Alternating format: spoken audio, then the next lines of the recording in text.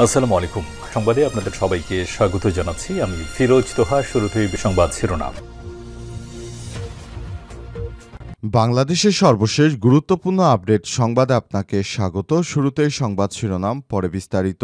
প্রথমেই জানাবো আমাদের হাতে থাকা সর্বশেষ গুরুত্বপূর্ণ সবথেকে তাজা আপডেট সংবাদ। ফেব্রুয়ারির প্রথমার্ধে মহোৎসবে নির্বাচন হবে বললেন ডক্টর মোহাম্মদ ইউনূস। অন্তর্বর্তীকালীন সরকারের প্রধান উপদেষ্টা ডক্টর মোহাম্মদ ইউনূস বলেছেন, ফেব্রুয়ারির প্রথমার্ধে মহোৎসবে নির্বাচন অনুষ্ঠিত হবে এবং জাতির সত্যিকারের নবজন্ম হবে। এটি শুধু নির্বাচন নয়, এটা নবজন্ম।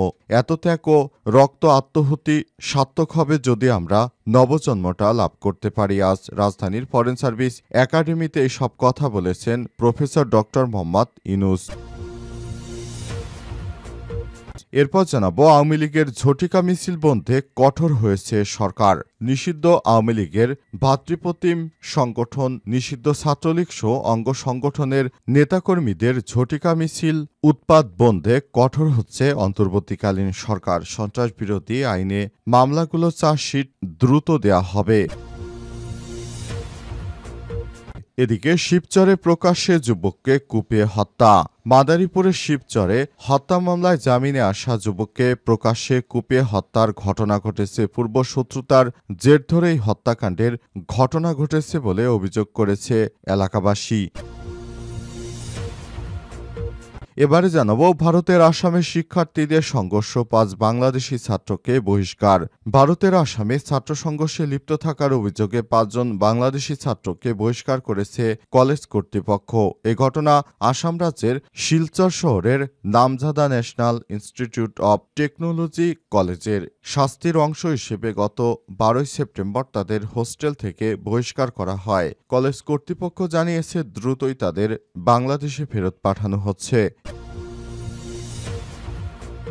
এবং সর্বশেষ জানাবো, গাজায় একদিনেই নিহত অর্ধশতাধিক। ফিলিস্তিনের অবরুদ্ধ গাজায় হামলা তীব্র করেছে দখলদার বাহিনী। এতে উপত্যকাটিতে একদিনে আরও ৫৩ জন নিহত হয়েছে। অন্যদিকে ক্ষুধাজনিত কারণে উপত্যকাটিতে নিহতের সংখ্যা বেড়ে ৪২২ জনে পৌঁছেছে। আজ এক প্রতিবেদনে এই তথ্য জানায় সংবাদ মাধ্যম আল জাজিরা। প্রিয় দর্শক, এতক্ষণ শুনছিলেন সংবাদ শিরোনাম, এবারে বিস্তারিত।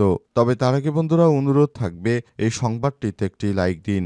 এই চ্যানেলে আপনি নতুন হয়ে থাকলে আমাদের সংবাদটি দেখতে দেখতে চ্যানেলটি সাবস্ক্রাইব করে রাখুন। কমেন্ট করে বন্ধুরা আপনার মূল্যবান মতামত জানিয়ে দিন আপনি বিশ্বের কোন দেশ থেকে বা বাংলাদেশের কোন স্থান থেকে আমাদের সংবাদটি দেখছেন এবং শুনছেন। আর বন্ধুরা, এই সংবাদটি আপনার সোশ্যাল মিডিয়া ফেসবুকে শেয়ার করে বন্ধুদেরও দেখার সুযোগ করে দিন। এবারে বিস্তারিত। ফেব্রুয়ারির প্রথমার্ধে মহোৎসবের নির্বাচন হবে বললেন ডক্টর ইউনূস। অন্তর্বর্তীকালীন সরকারের প্রধান উপদেষ্টা ডক্টর মোহাম্মদ ইউনূস বলেছেন, ফেব্রুয়ারির প্রথমার্ধে মহা উৎসবে নির্বাচন অনুষ্ঠিত হবে এবং জাতীয় সত্যিকারের নবজন্ম হবে। এটা শুধু নির্বাচন নয়, এটা নবজন্ম।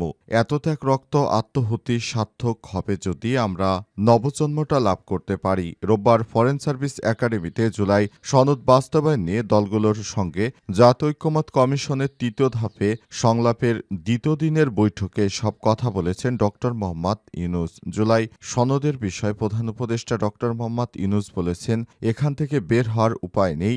যে সমঝোতা রাস্তা শুরু করেছি তা থেকে বের হওয়ার কোনো সুযোগ নেই। সমঝোতায় আসতেই হবে। আমি হয়তো গায়ের জোরে বলছি, কিন্তু কথাটা ফেলে দেওয়ার কোনো উপায় নেই। জাতি হিসেবে আমাদের নবযাত্রার সুযোগ ছাত্র জনতার অভ্যুত্থান দিয়েই হয়েছে। সেটার একমাত্র সমাধান হলো সমঝোতার পথে এগিয়ে নতুন বাংলাদেশ তৈরি করতে হবে। তাছাড়া আমাদের হাতে কোনো আর বিকল্প নেই। এই কর্তব্য আমাদের সবার। আসুন একসঙ্গে মিলেমিশে আমরা সনদটি বাস্তবায়ন করার জন্য সুযোগ করে দেই। তা না হলে আমরা যে নতুন বাংলাদেশ গড়ার স্বপ্ন দেখেছি, আবার কিন্তু সেই স্বৈরাচার ফেরত আসবে। তখন হাতে কোনো উপায় থাকবে না সবকিছু কন্ট্রোল করার। সুতরাং আপনারা একটি বিষয় সম্পর্কে অবগত আছেন যে অন্তর্বর্তীকালীন সরকার বিষয়টি কিভাবে হ্যান্ডেল করার চেষ্টা করছে, সেটি বিবেচনায় নিয়ে নিজেদের মধ্যে হানাহানি বন্ধ করে আসুন সমস্ত দল এবং মত মিলে একটি নতুন বাংলাদেশ গড়ার জন্য জুলাই সনদটাকে বাস্তবায়ন করার যে প্রচেষ্টা সেটি করি। অন্তর্বর্তীকালীন সরকারের প্রধান উপদেষ্টা প্রফেসর ডক্টর মোহাম্মদ ইউনূস হঠাৎ করে এমন একটি ঘোষণা দিলেন যে পুরো দেশবাসী সেই বিষয়টি মেনে নিতে বাধ্য হল। আওয়ামী লীগের ঝটিকা মিছিল বন্ধে কঠোর হয়েছে সরকার। নিষিদ্ধ আওয়ামী লীগের ভ্রাতৃপ্রতিম সংগঠন ছাত্রলীগ সহ যেকোনো নিষিদ্ধ সংগঠনের রাজধানীতে ঝটিকা মিছিল দেখা যাচ্ছে। মিছিলের উৎপাত বন্ধে কঠোর হচ্ছে সরকার। সন্ত্রাস বিরোধী আইনে হওয়া মামলাগুলো চার্জশিট দ্রুত দেওয়া হবে। ক্রমবর্ধমান এই পর্যায়ে গ্রেপ্তার আসামিদের আইন অনুযায়ী দ্রুত বিচার কাজ শেষ করার ব্যাপারে প্রসিকিউশন বিভাগকে সর্বোচ্চ আন্তরিকতা দেখাতে বলা হয়েছে। জুলাই গণঅভ্যুত্থানের পক্ষের শক্তিগুলোর সংঘবদ্ধ অবস্থান নেওয়ার বিষয়ে পরামর্শ এসেছে। সর্বোচ্চ পর্যায়ে নির্ভরযোগ্য একাধিক সূত্র থেকে সব তথ্য জানা গেছে। আইনশৃঙ্খলা বাহিনীর সূত্র থেকে জানা গেছে, সাম্প্রতিক সময় নিষিদ্ধ আওয়ামী লীগ নেতাকর্মীদের ঝটিকা মিছিলের বারবারন্ত দেখা যাচ্ছে। প্রায় প্রতিদিনই ঝটিকা মিছিল হচ্ছে। দিন দিন মিছিলের সংখ্যা বাড়ছে, তবে মিছিলে উপস্থিত উল্লেখযোগ্য নয়। সম্প্রতি রাজধানীর বাইরে একই প্রক্রিয়ায় 4 থেকে 5 মিনিটের মিছিল শুরু করে দলটির নেতাকর্মীরা শনিবার কুমিল্লার চান্দিনা মহাসড়কে ভোরে 20 থেকে 25 জন মিছিল করেন। সর্বশেষ গতকাল রোববার ঢাকা পার্শ্ববর্তী কেরানীগঞ্জ চুনকুটিয়া এলাকায় মিছিল করেন স্বল্প সংখ্যক নেতাকর্মী। অবস্থায় যেখানেই সুযোগ পাচ্ছে সেখানেই তারা মিছিল করার চেষ্টা করছে। অবস্থায় সরকারের পক্ষ থেকে এই মিছিলটি বন্ধ করার জন্য সব রকমের কঠোর পদ্ধতি অবলম্বন করা হচ্ছে। শিবচরে প্রকাশ্যে যুবককে কুপিয়ে হত্যা। মাদারীপুরের শিবচরে হত্যার মামলায় জামিনে আসা যুবককে প্রকাশ্যে কুপিয়ে হত্যার ঘটনা ঘটেছে। পূর্ব শত্রুতার জের ধরেই হত্যাকাণ্ডর ঘটনা ঘটেছে। রোববার 14 সেপ্টেম্বর রাত আনুমানিক 8:30টার দিকে শিবচর বাজারের ইউসিবি ব্যাংকের এটিএম বুথের সামনে প্রকাশ্যে রাকিব মাতবর 25 নামে যুবককে কুড়াল দিয়ে কুপিয়ে হত্যা করেছে দুর্বৃত্তরা। নিহত রাকিব মাতবর চর ফ্যাশন গ্রামের মোহাম্মদ নাসির মাতবরের ছেলে। স্থানীয় সূত্র থেকে জানা যায়, নিহত রাকিব মাতবর একটি হত্যা মামলার এজাহারভুক্ত আসামি ছিলেন। সম্প্রতি তিনি সেই মামলায় জেল খেটে জামিনে মুক্তি পেয়েছেন। ধারণা করা হচ্ছে পূর্ব শত্রুতার জের ধরেই হত্যাকাণ্ডের ঘটনা ঘটেছে। হত্যাকারীরা এলোপাতাড়ি কুপিয়ে দ্রুত পালিয়ে যায়।